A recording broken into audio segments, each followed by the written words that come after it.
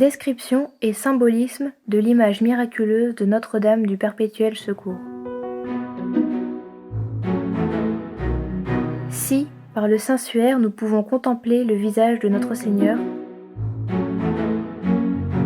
nous pouvons dire que par le tableau de Notre-Dame du Perpétuel Secours, copie du tableau de Saint-Luc, nous approchons également du vrai visage de Marie.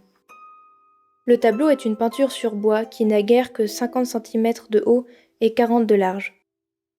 Sur un fond d'or assez éclatant apparaissent quelques personnages. La Vierge Marie, portant sur son bras gauche l'enfant Jésus, occupe la place centrale. L'or, qui reste toujours lumineux et ne se détériore pas au fil des siècles, symbolise la lumière incréée du ciel. Et Marie, qui occupe la plus grande place de ce fond doré, nous rappelle qu'elle est la porte du paradis, Yanuwa Cheli. La Vierge est revêtue de la pourpre royale. Sa robe est rouge et son manteau bleu, relevé sur la tête en guise de voile. Les plis du manteau et du voile sont marqués de traits d'or. En effet, l'Ancien Testament ne connaît qu'une seule teinte de bleu, le bleu hyacinthe, et les étoffes qui recouvraient l'Arche d'Alliance étaient de cette teinte, ainsi que les robes des grands prêtres. Or, Marie n'est-elle pas justement la véritable Arche d'Alliance ? Le grand prêtre, appelé par ses fonctions à communiquer directement avec Dieu, portait également des vêtements de cette couleur, bleu hyacinthe. Marie n'est pas prêtre, mais elle nous donne le prêtre par excellence, puisque notre Seigneur est devenu prêtre par l'acte même de l'incarnation. Il faut dire que la première ordination sacerdotale fut célébrée dans le sein virginal de Marie, que l'ordination ne s'accomplit qu'avec le consentement de Marie, et que le sujet de l'ordination a été fourni par Marie. Sur le voile de Marie brille une étoile, Marie Stella, l'étoile qui indique la route que suivent les mages. L'étoile est également symbole de virginité. Sur le voile de l'icône de la Vierge de la Passion, nous en apercevons 3, car Marie est vierge avant, pendant et après l'enfantement. L'auréole est assez large, elle enveloppe sa tête. Elle est ornée de dessins artistiquement travaillés. Au-dessus de la Madone, nous pouvons lire 4 lettres grecques. Mu, Rho, Theta, Upsilon. Initiale et finale qui signifie Mère de Dieu, Mater Teu. Le divin enfant est assis sur le bras gauche de sa mère. Il n'est pas habillé comme un enfant, mais comme un homme. Il porte une tunique verte entourée d'une ceinture rouge et couverte en partie par un manteau jaune foncé. Sa tête est aussi entourée d'une auréole un peu moins large que celle de Marie, mais marquée d'une croix. Au-dessus de son épaule gauche, dans la ligne de son regard, nous pouvons lire ces lettres grecques. Iota, Sigma, Chi, Sigma, c'est-à-dire Jésus-Christ, Jesus Christos. L'enfant ne regarde pas sa mère, mais rejette sa tête en arrière et tourne les yeux du côté gauche vers une vision qui, le préoccupant vivement, répand sur son doux visage un sentiment de frayeur. Mais quelle est cette vision ? 2 anges. L'un à droite, Gabriel, qui présente la croix et les 4 clous, et l'autre à gauche, Saint Michel, qui porte un vase sacré, avec les instruments de la Passion, la lance qui perça le côté de Jésus et le roseau. Et nous pouvons identifier ces 2 anges, car chacun porte en grec l'inscription de son nom au-dessus de sa tête.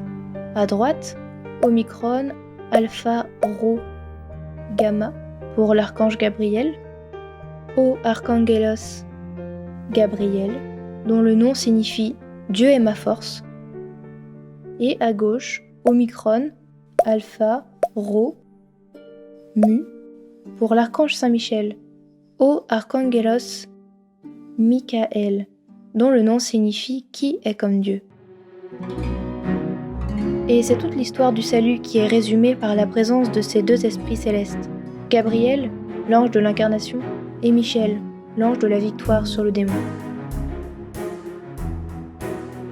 Aussi, aux extrémités de l'Arche d'Alliance, se trouvaient 2 chérubins, face à face, dominant le propitiatoire, sorte de grand couvercle en or, sur lequel le grand prêtre, une fois par an, versa le sang de la victime. Ici, ce sont les archanges Gabriel et Michel, qui entourent l'arche de la Nouvelle Alliance, la Théotokos, Mère de Dieu, en portant les instruments de l'immolation. Jésus tourne son visage vers le propitiatoire nouveau, la croix, sur laquelle l'agneau de Dieu sera immolé comme victime de propitiation. À la vue de ces instruments de mort, l'enfant cherche la protection de sa mère et s'empare de sa main droite, symbole de la force. Les deux petites mains qui serrent le pouce de la main de Marie tiennent le centre de l'icône, c'est-à-dire le lieu le plus important. Jésus demande à sa mère de lui prêter main forte, et nous savons qu'elle le fera jusqu'au bout, seule, debout au pied de la croix. Cette main majestueuse qui tient les deux petites mains de l'enfant indique la médiation universelle de Marie, mais toute l'attitude de Marie, sa tête penchée au-dessus de son fils, et sa main droite qui le montre, nous rappellent que c'est Jésus notre salut. Merveilleuse représentation de l'Auxilium Christianorum, de celle qui est le secours permanent des chrétiens.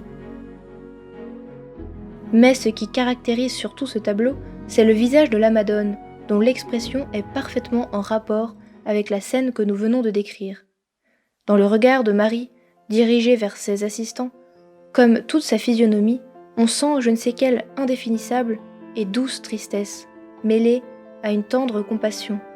Commentaire parfait de la parole du vieillard Siméon. Un glaive de douleur vous transpercera le cœur. Luc 2, 35. C'est en effet le visage de la co-rédemptrice, Notre-Dame des 7 douleurs. Elle aussi a vu la croix qu'on présente à son fils. Son cœur souffre, mais avec quel calme et quelle sérénité, quelle céleste résignation. Il semble que les terreurs du divin enfant, en présence des instruments du supplice qu'on lui présente, ont rappelé à Marie ses autres enfants de la terre, cheminant péniblement dans la tristesse et les larmes, et trop souvent alarmés par l'aspect de leur croix. Sous l'impression de pitié qu'elle éprouve, sa bouche reste cependant fermée, car le fiat a été prononcé. Elle reste muette, mais en serrant la petite main gauche, celle du cœur, elle semble confirmer son accord et nous dire à nous « Je suis la mère du pur amour, de la crainte de Dieu, de la science et de la sainte espérance. En moi toute grâce de la voie et de la vérité, en moi toute l'espérance de la vie et de la vertu. Venez à moi. Celui qui m'écoute ne sera jamais confondu, et ceux qui agissent par moi ne pécheront jamais. » Épître de la messe de la fête de Notre-Dame du Perpétuel Secours. Il faut mentionner encore un petit détail à première vue amusant, mais plein de signification. L'enfant perd sa sandale de son pied gauche. Certains commentateurs n'en donnent qu'une interprétation sentimentale de la peur de Jésus. Mais un enfant qui a peur détourne les yeux. Jésus, tout au contraire, face à la passion qui lui est présentée par son Père à travers les gestes des envoyés célestes, acquiesce du regard. Et nous savons qu'il existait une coutume juive qui consistait à remettre sa sandale pour symboliser le changement de propriété par héritage ou vente. Autrement dit, Jésus semble déclarer ici « Je détache ma sandale et vous la donne pour bien vous certifier que vous ne me devez plus rien. Je mets le prix qu'il faut pour vous sauver et pour être aimé de vous. » Le tableau comporte aussi une couronne métallique. Depuis le 23 juin 1867, l'archevêque de Constantinople couronnait solennellement le tableau d'un diadème d'or offert par le chapitre de la basilique Vaticane. Depuis, les papes n'ont cessé d'honorer personnellement et d'enrichir la dévotion à Notre-Dame du Perpétuel Secours.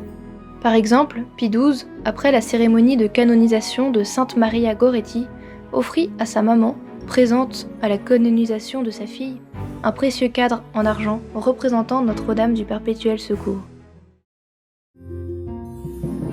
Sans doute, le monde a toujours été malade, et il le sera toujours. Le mal qui le ronge remonte à l'origine des temps, mais il n'est pas de ceux que l'on guérit radicalement. L'Église, née pour combattre ce mal, est et demeurera militante ici-bas. Mais comme pour les malades corporels, il y a pour ce grand infirme spirituel qui s'appelle le monde, des jours de calme et des jours de crise. Et par conséquent, pour l'Église qui a mission de le soigner, des jours plus agités et des jours plus sereins. Son histoire n'est qu'un immense drame où se déroulent tour à tour 1000 péripéties diverses. Sans doute, dans sa longue carrière, n'a-t-elle rien vu de comparable à la lutte qu'elle soutient aujourd'hui. Et c'est pourquoi le secours perpétuel de Notre-Dame nous est encore plus nécessaire que jamais. Notre-Dame du Perpétuel Secours, faites que les saints noms de Jésus et de Marie soient dorénavant la respiration de nos âmes.